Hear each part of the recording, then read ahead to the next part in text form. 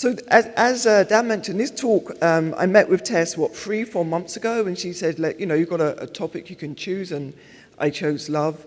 And then I was wondering, well, how can I describe love through my work and the work that I do in the community and my passion for neuroscience? And I thought, well, that's really quite simple because they all link together. And everything I do in my life is really centered around my spiritual growth and awareness. This hasn't always been the case. The last 10 years has been really a conscious journey of spiritual awareness. And when I say spiritual awareness, I don't mean religious. I'm not affiliated to any denomination or groups.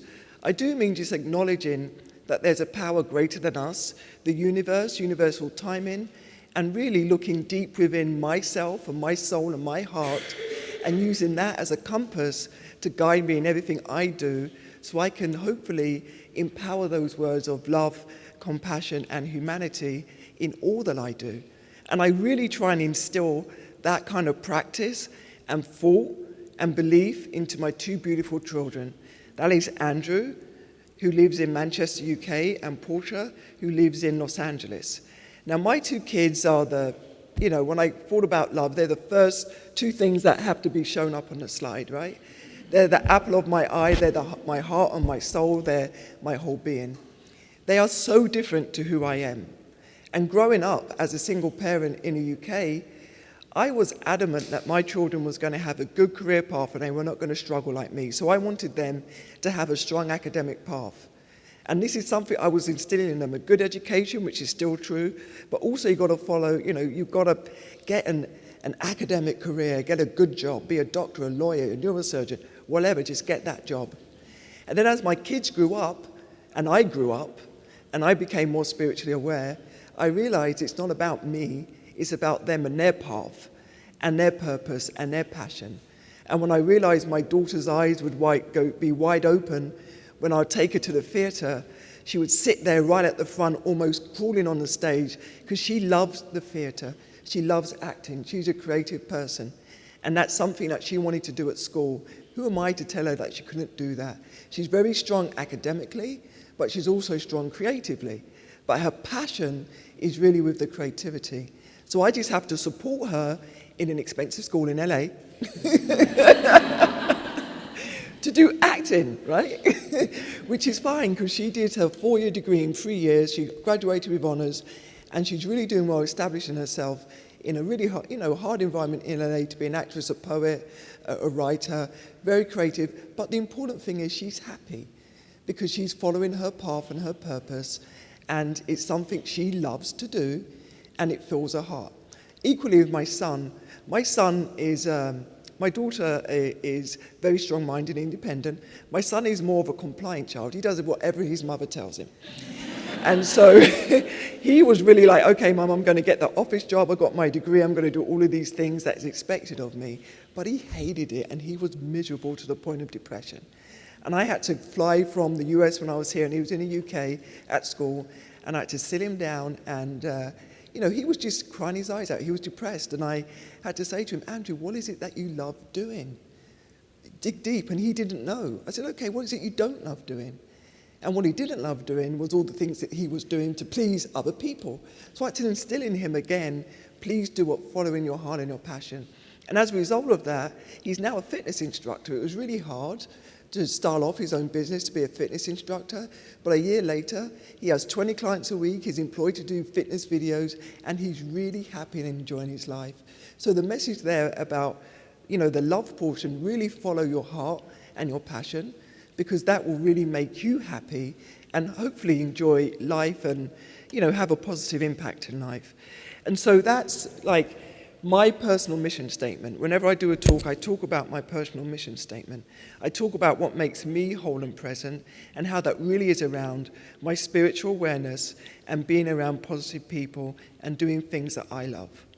Okay, and that is my guiding stick for everything that I do today, and every decision that I make today. I make sure that it aligned with that, because this is all work on self to be happy and basically to help me love myself, which is really important. And so that brings me to my work. And when I was out there talking to a couple of people, they were like, oh, what do you do? And how do you get to your job? And, they're kind of excited around it. And I know there's some long words, but first of all, Medtronic is a company that I love, right? So I said about my values and my mission. Medtronic is a company that I love because it aligns with my values and my mission. The mission statement of Medtronic speaks to my heart. It's all about improving the quality of lives of the patient we serve. I'm all about improving the quality of lives for my community and the people I serve. So there's a perfect match, and everyone in Medtronic aligns with that mission. And it's so true.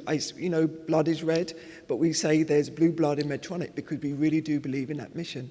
And that carries through to the work that we do and the patients we serve. And we're an 85,000 employee company. We serve 1 every 3 seconds a patient is being touched by Medtronic therapy. We have so many therapies, so many good people working in Medtronic, delivering the best that we can. And so my work in Medtronic is really around, following my heart, like I talked about my children. And my heart is really around science when I get to the academic side. For some reason, psychosomatic disorders, movement disorders, psychology, neurology, all of those areas are areas of interest for me. As soon as I got in school and studied that in my degree, my eyes lit up, like my daughter's eyes lit up when she was in the theatre. I just love that topic. And so I'm fortunate to be in a company that really allows me to utilize my passion, and guess what? They pay me for it. Isn't that wonderful? Isn't that the ultimate answer? And so what I do in Medtronic, I've done for 14 years. I started off in the UK, worked in Switzerland for 3.5 years in our European headquarters, and now I've been in Minneapolis for coming up to 6 years at the end of August, time flies, in a global role, primarily supporting a therapy called deep brain stimulation. And deep brain stimulation is a therapy where you basically apply chronic stimulation to the affected areas of the brain that's associated with certain movement disorders like Parkinson's disease, dystonia, and essential tremor. The outcomes of this therapy is absolutely amazing. It's like a miracle cure. It doesn't cure the diseases, but it does alleviate the symptoms, and it really does significantly improve the quality of lives of the patients if the patient is the right patient and the leads are in the right place and the parameter settings are appropriate. So my role in Medtronic is, my role for the last 14 years was primarily to work with neurosurgeons to help them do that procedure to plant those 2 fine leads into these very small structures in the brain, a procedure that can take anything from 2 hours to 12 hours, many different procedural techniques. And I became very quickly an expert in those procedure techniques, started off in the UK, then pan-European, then America, and then in other places like Singapore, Asia, etc. So working in different hospitals, in different ORs with different neurosurgeons, really helping disseminate those best practices, teaching them from imaging right through to lead implantation to stimulation. It really made me become an expert pretty quick, and then just the knowledge for the company that I was able to travel around the world. And I love this slide because it says, follow your heart, but take your brain with you. And that's very fitting for me because my heart is my brain and my brain is my heart. So it's great. And the picture is a painting that I actually painted. I am not created. It skipped a generation. My kids are creative, but I am not. But this was a part of what I call false fun. We had a team building activity. We were told we had to paint. I was like, oh my God. I was like, how I can't paint. But then they said, let's paint the brain because we're all in a deep brain stimulation therapy. And then my eyes lit up and I drew this brain. And there was something about the brain that really speaks to me. And, I was the last one in the room. They had to kick me out because I was just so intense on pulling in these lines and making this brain kind of light up to how I want it to feel. And I'm surprised by the outcome. And, I think there's a spiritual aspect to that brain, and I'll get onto that in a moment. But then, traveling around the world, I'm privileged, and I say that sincerely, privileged to work for a company that takes me to places that I would never imagine. And, going to this picture here, I'm in Singapore. I'm in an OR working with the neurosurgeon in Singapore to help disseminate practices, again, for DBS. And this gentleman is a neurologist. He's about 75 years of age. He was a neurologist back in the 70s, really pioneering the work in Southeast Asia, went to school in America and all these other great places in England. And he had a wealth of knowledge. And for some reason, being a spiritual person and looking for that angle everywhere I go, I said to him, you've done this now for so many years. How do you really get the best out of your patients? Because the patients with movement disorders, they're very it's complicated to manage because it's degenerative, so it gets worse over time. So you've got to constantly keep tweaking and managing the patients with medication or with its surgery, with the surgical parameters, to make sure that their symptoms are really, really well managed. And it's difficult, And he just looked at me and said, well, I don't just look at the patient and his symptoms, I look at the whole patient. So of course I was like, so do you look at the spiritual aspect of the patient? And he said, of course. How can I ever treat a patient if I didn't look at them holistically, heart and soul? I was in heaven. So the poor surgeon was by himself with the patient, and me and the neurologist were in the corner of the room talking about the spiritual aspect of neurophysiology and the science behind spirituality. And that's a really, really interesting, intriguing topic that's close to my heart. But aren't I lucky to be in Singapore to speak to a neurologist who adopts those practices with his patients and get to learn that experience? And this is a reason why I love my job, because I work with people that are the best neurosurgeons in the world, right, with the cutting edge scientific technologies and research and companies. And I really, really, really love that aspect of my job. And that's my work, and that's what pays me, and that's what fills my heart and fills my soul. There's another side of me that also fills my heart and fills my soul, and it's something that I get paid by just by the rewards of the work that I do, and that's my civic engagement. And by the way, Medtronic is a company that endorses, supports, encourages civic engagement to the highest degree, which is really great because they allow me the time to do what I want to do in my community. And just to give an example of that, I have a general manager, and I was looking for a new role in a company in the United States. And this big role came up, and they were looking at it and said, this would be great for you.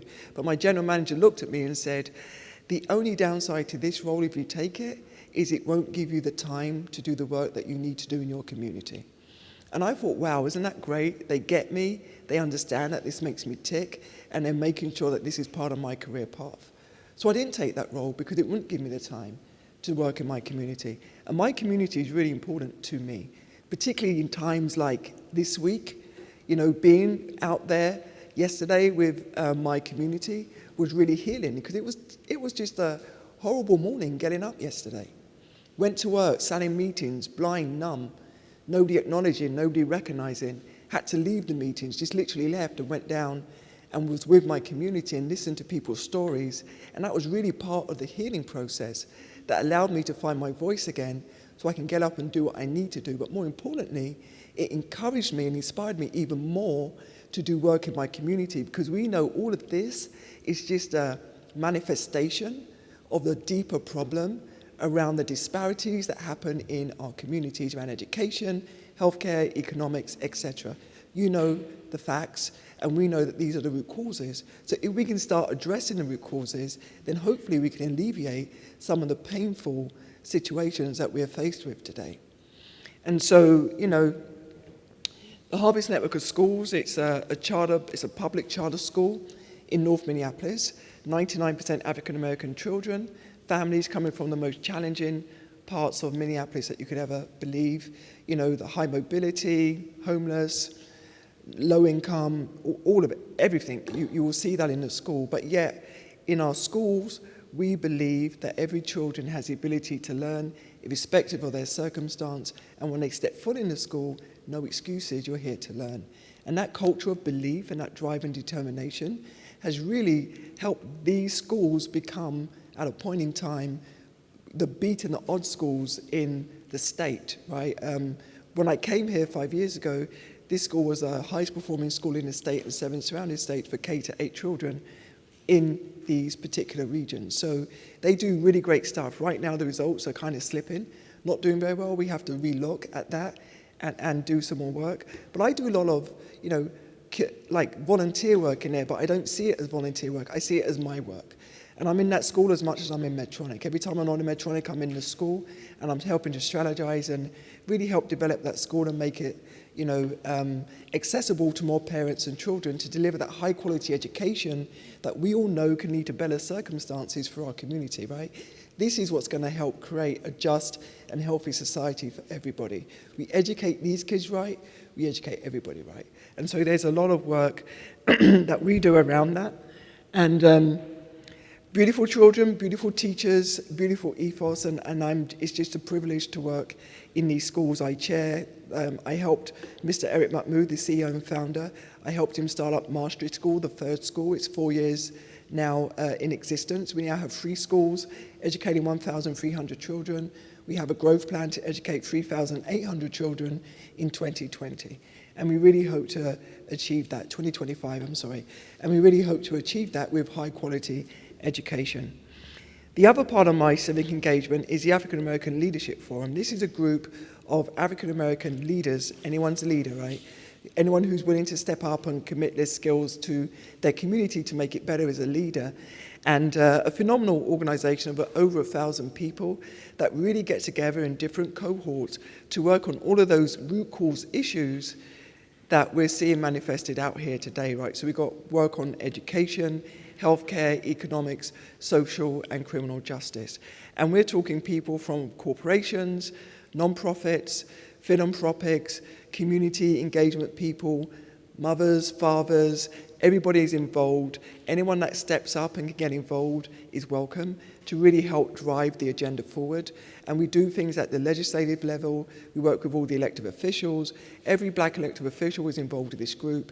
We work with St. Paul Public Schools, Minneapolis Public Schools, everybody that is involved in the areas that I spoke about. We do some really impactful high-level work. Convening, collaborating, and championing is our motto and the mode of operandum, but we really are stepping it up now to move the needle, particularly again in such troubling times. And it's a great organization to be with, and everyone says to me, well, you've only been in Minneapolis for 6 years now, and you're so active and you know so many people. It's only because of this organization. So when you follow your heart and you take your brain with you, what happens is you do get the rewards unbeknown to you. So my rewards here is I've got a new family. I got friends. I have people that I work with that I love to death, and this would never have been possible if I didn't get involved in this work. So it really opened the doors for me to meet the most wonderful, great people that I've ever met, and it makes me feel like I'm home in Minnesota. When I say to people, and I travel around the country and the world, I live in Minnesota, they're like, oh, what's that like? Because they just think of the cold, right? They just think, oh, that's just a very cold place. And I'm like, you know what? It's one of the warmest places I know because of the warm hearts and souls that I have met. And right now, I think it's stuck with me because I don't want to go anywhere because I'm so deep-rooted in this community that it really, just anchors me here, and I feel good here. So I think I'll be here for a while. And, we do some wonderful stuff, and it's just great work. And again, I think the message here is following your heart with your brain and doing things with that love and compassion, because, this work I really put a lot of energy and time in. And, it's not financial reward, it's soul reward, right? It's heart rewards, it's fulfilling. And no matter how tired I am, there's times when I've come off a plane from Japan, right, with a day's difference. I left on a Friday and I came back on Thursday, right? How does that work? And then I get off a plane and I go and jump in the shower and I go straight to one of these meetings and I get involved and I start driving things. And I do that because it gives me energy to do that because the work is important. And so, that's the message there. And then there's other rewards, right? I don't know if you ever heard of KMOJ Radio. It's a local community station, right? When I came to Minneapolis in 2006, I was here for a 6-month assignment to, learn the US practices for DBS procedures. It was really lonely. The people at work were great, but they were there from 7 to 8. I traveled a lot. And this Minnesota nice thing, when they went home, I was left by myself. And I was like, oh, Jesus, I can't talk to myself any more weekends than I possibly can. And I would turn on the radio, and KMOJ was my savior because it was my people, and they were talking about issues that were close to my heart, and I got an understanding and a pulse of the community. Who would know that 6 years later, I am a host on that radio show? And I'm a host on the radio show because of the work I do with the African American Leadership Forum. We have a show every Sunday, 12 to 1, and Jeff Hassan, he's the executive director of ALF, and myself, we tag team hosting. So I will do it. It depends on our schedules, but I could do it anything from once a month to 3 times a month. And I have my own intro. So that means I have my own radio show. And who would imagine that I am, with my British accent, on the heart of the community, talking about things close to my heart around social, emotional, trauma and mental illness and education, and having the ability to bring all of the experts into the studio and have the most powerful interviews and disseminate the information to the community about what can help them in these particular aspects. So the only parallel I can draw between this work and the work I do at work I'm disseminating best practices to improve the quality of lives of the patients we serve. In my community, I'm trying to disseminate best practices that will improve the lives of people in the community. Right? Same approach, just different angles. And so I love that. And I've had Congressman Edison, Senator Bobby Joe Champion, Rena Meringue, Senator Hayden, Commissioner Carter, Eric Mupp. I've had all sorts of people on my show. Next week, I have a national person coming in to talk on my show about, it's very fitting, and this was organized before this event like this week, but it's about black women's health, mental illness, health, right? We need that discussion. We need to talk about depression, anxiety, fear. We've seen what fear does in this society. We need to talk about that and have people available to guide us on how we can handle and manage those situations. So I'm really excited about that.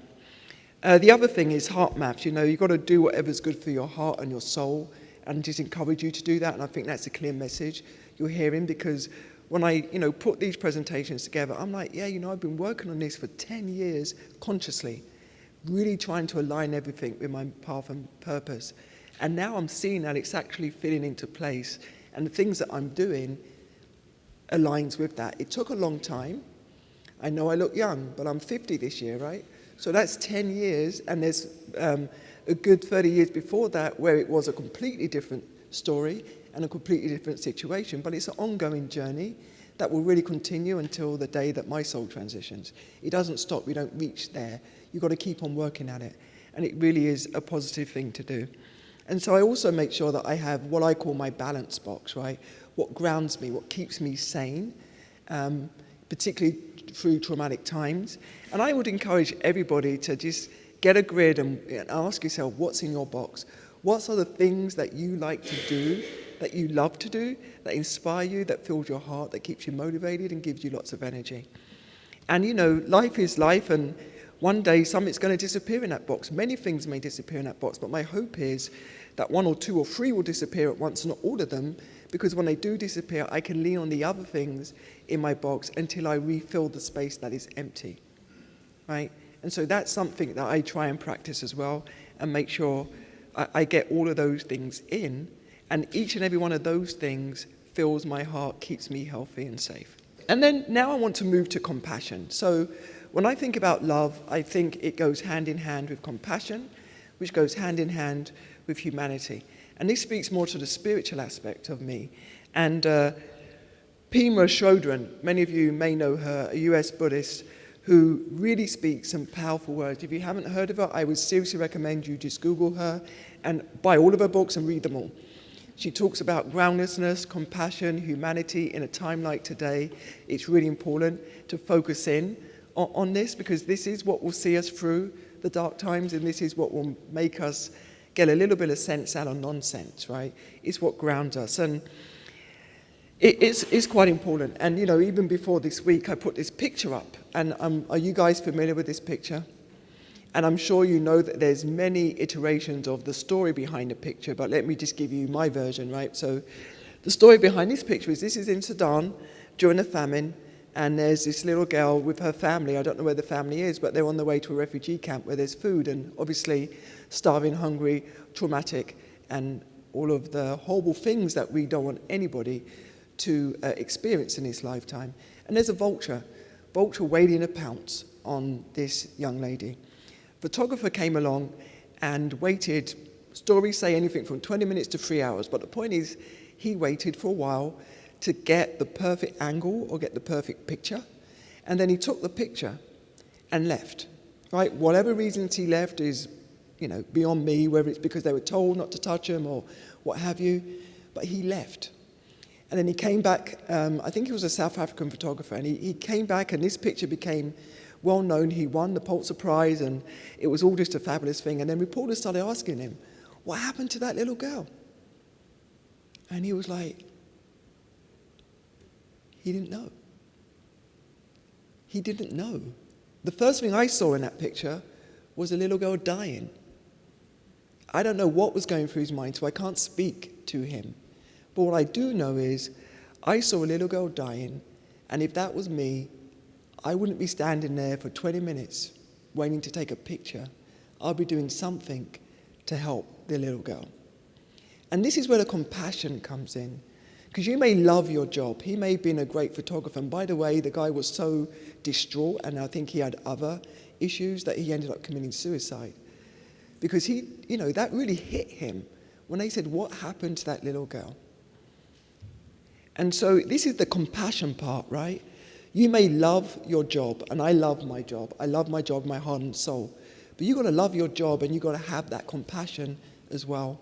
And you've got to express compassion and humanity. Can you imagine if this week, starting from Tuesday right through to last night, if everybody looked at each other as a human being first, then with compassion and love second and third? Can you imagine what kind of a world that we would live in? Do you think we'll be sitting here mourning the loss of these lives and the transitions of these souls? We have to think about the compassion element in every single thing that we do. Then, of course, we have Orlando, right? More senseless killings. If we think about compassion, this wouldn't have happened. And I put this up, and again, I did this presentation before the events of this week, right? But I put this up. I don't know if any of you know this. This is the Black Entertainment Awards, the BET Awards, very famous. Hit the news all over the place. Jesse Williams, he's an actor in Grey's Anatomy and other stuff. He's an activist. He's a person that loves being black. He has a white mother and a black father, and he loves being black, right? Just like I love being black. And I've got to say, it's hard being black. It's not easy, right? Because people come at you with stereotypes and fear and thoughts, and that manifests into behaviors that can really endanger our lives at the drop of a hat. And that's the thing that really matters here. And when I stand up and say, I love being black, and he stands up and say he loves being black, it does not translate into I am anti-white or anti-everything that is not black. That's not the message. The message is, I just love being who I am. Just as he loves being who he is, and he made a compassionate speech, and he's now vilified in the papers, and he should be fired because he's anti-this and anti-that. No, he's not anti-anything. He just wants justice and peace and compassion like everybody else does for himself, his family, his community, and quite frankly, the world. And I really want that message to come home today. And I've got to mention Black Lives Matter. I have to mention it. There's a lady here with earrings that says Black Lives Matter. And then what happened with the news last night, and then people saying, well, this perpetuated the hatred of police. Black Lives Matter is not about hating police. Everybody respects police for doing the jobs that they do. Everybody, right? If you're in trouble, the first person you call with trust is the law enforcement. So we respect every single one of those. We just don't like bad cops, right? We don't like bad anybody. There's bad people in the black community, in the white community. We just don't like the bad people. And if they're doing unjust things, we just want justice. And that's all what that's about, right? Nothing else. Nothing else. So again, last night, the 5 people that were shot, my heart stopped this morning, just as much as it stopped when the 2 young men got killed. And anybody else that get killed, my heart will stop, particularly when you have to witness it on a video and you have to watch people die. That's the worst thing you could ever do. And I have to go back to what will keep me through today, and it's my spiritual beliefs, it's the thought of compassion, and it's the thought of love, because love will overcome all of this hatred and pain that's going on today. And I love Oprah, like many people, and I like And I like Pema Chodron. And I love Oprah because you know what? She's a woman that exemplifies following her path and purpose. 25 years, talk show host. And then she finished and said, that wasn't it. That was just my warm-up to create a platform where I can really now push forward this spiritual movement of compassion and love. And every Sunday on Super Soul Sunday, she talks about compassion and love with a wide range of diverse people, from everyday people to famous people. And the story is really about their heart and their soul. And ever I feel bad, I get up on a Sunday morning, I turn on Super Soul, and I'm there with a pen and paper, because there's always a meaningful message or phrase that comes out of that inspires and encourages me to move forward in a way that I want to move forward. And if you've never watched it, I really encourage you to watch it, as well as read this fantastic lady, Pema Chodron's books. And this is one of her quotes about compassion. Again, everything she speaks to is about compassion and loving your whole self, right? And allowing that healing to take place. So it's good to love yourself when you're happy and you're doing things that fills your heart. But what about when you're not happy? When you're experiencing a bit of misery, a bit of joy, a bit of depression, right? A bit of fear, a bit of anxiety. I know I get depressed thoughts. I know I get depressed. Particularly the last 2 months has been a pretty bad time for me. Right? And it doesn't help with what's going on in this world.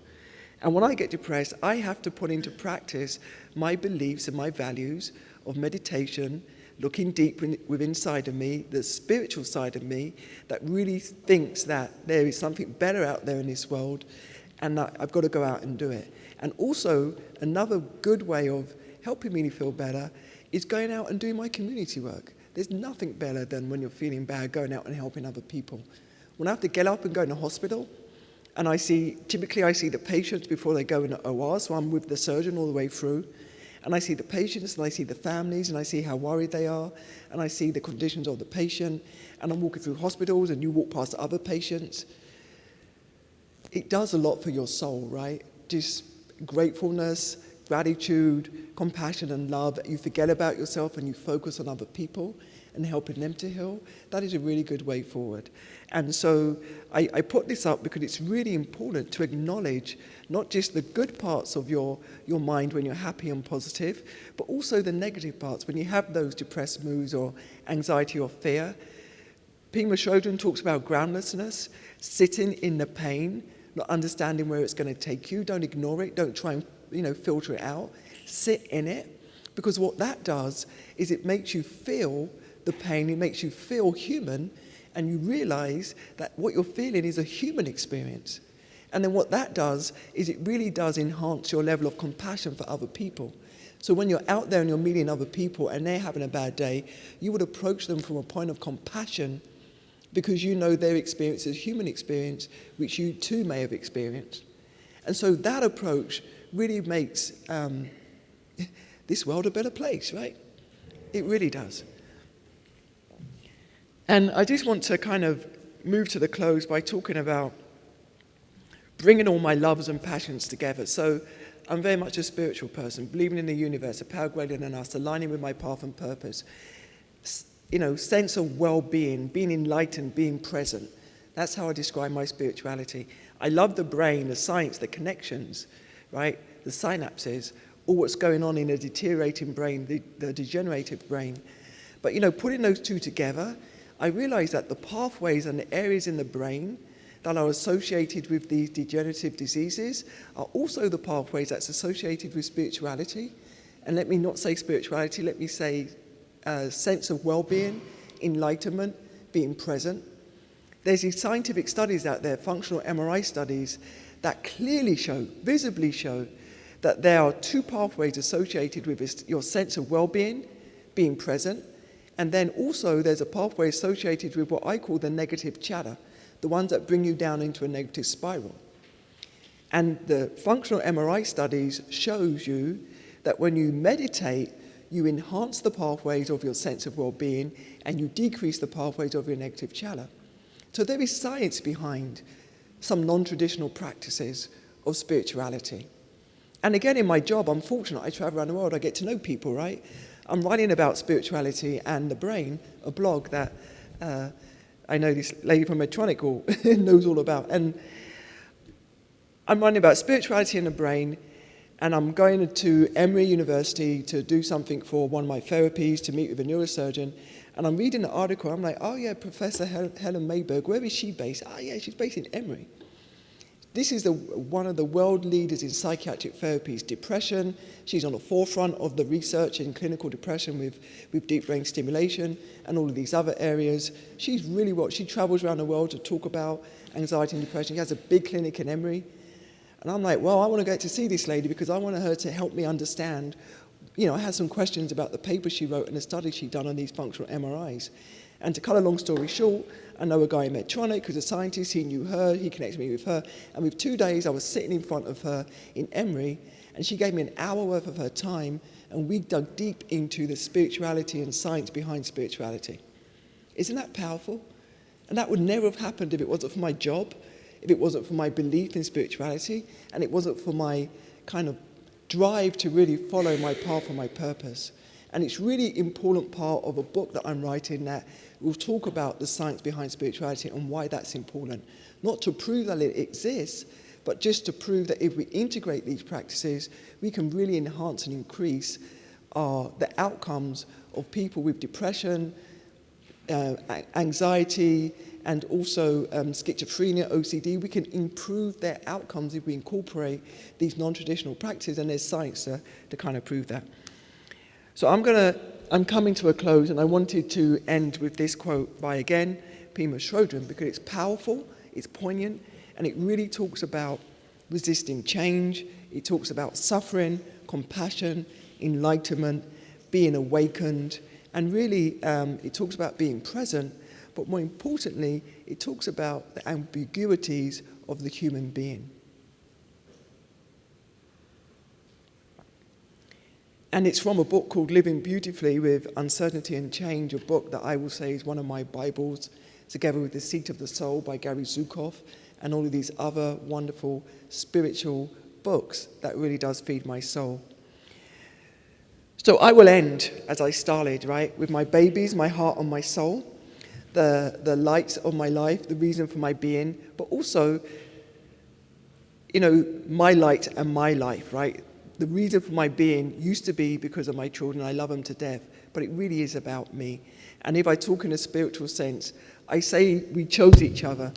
My daughter and I, we can go at it sometimes, but we're always able to go at it honestly and safely, have those raw, uncomfortable discussions, because we're tied together by a bond of love. My son just loves me to death, no matter what I do, and I love him to death.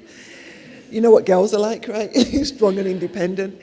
And she says to me, once we had this, like really tough discussion, and she said, Mum, this is why I chose you. And I believe that we choose our soul partners, right? We choose our family, we choose our parents, we choose our children, we choose our husbands, our spouses. We have a soul's contract when we come into this lifetime. And our soul's contract, my path is to understand my soul's contract, to learn from it so I can transition and evolve to a higher spiritual being in this life and the next. Thank you.